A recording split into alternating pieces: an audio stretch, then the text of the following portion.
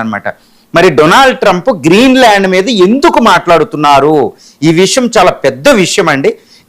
Donald ట్రంప్ని అందరూ ఏమనుకుంటారంటే పిచ్చోడు అనుకుంటారు, ఒక వ్యూహం లేదనుకుంటారు, ఏదేదో అనుకుంటారు. కానీ ఒక్కటి గుర్తుపెట్టుకోవాలి, డొనాల్డ్ ట్రంప్ చాలా ప్లాన్డ్గా ఈ రోజు గ్రీన్లాండ్ యుఎస్ కావాలని అడుగుతున్నాడు. ఆయన చెప్పేది ఏంటంటే యుఎస్ సెక్యూరిటీ దాని చుట్టూరు శత్రురాజ్యాలు ఉన్నాయి అంటున్నారు.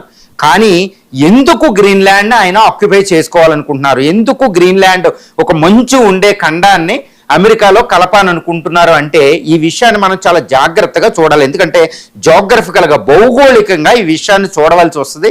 ఇప్పుడు గ్రీన్లాండ్ అంటే ఉత్తర ధ్రువం, నార్థర్న్ పోల్ దగ్గర ఉన్న ఒక లార్జెస్ట్ ఐలాండ్, ప్రపంచంలోనే అతిపెద్ద దీవి అన్నమాట.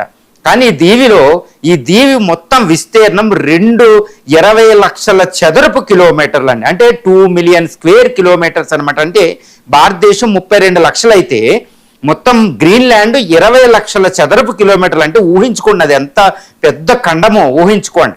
మరి ఈ ఖండంలో ఉండే పాపులేషన్ కేవలం 56,800, కేవలం 56,000 అండి. చాలా తక్కువ పాపులేషన్. ఎందుకంటే అది మంచుతో కప్పబడి ఉంటుంది. మొత్తం ఇందులో 81% పెర్మాఫ్రాస్ట్ అంటారు. అంటే శాశ్వతంగా perpetually it is covered by snow, అంటే మంచుతోనే కప్పబడి ఉంటుందంట ప్రపంచంలో. అది ఆ మంచు అంతా కరిగితే ప్రపంచంలో సీ లెవెల్ అంటే సముద్రపు లెవెల్ 7 మీటర్లు పెరుగుతుందన్నమాట. అంతటి మంచు ఖండం అనమాట.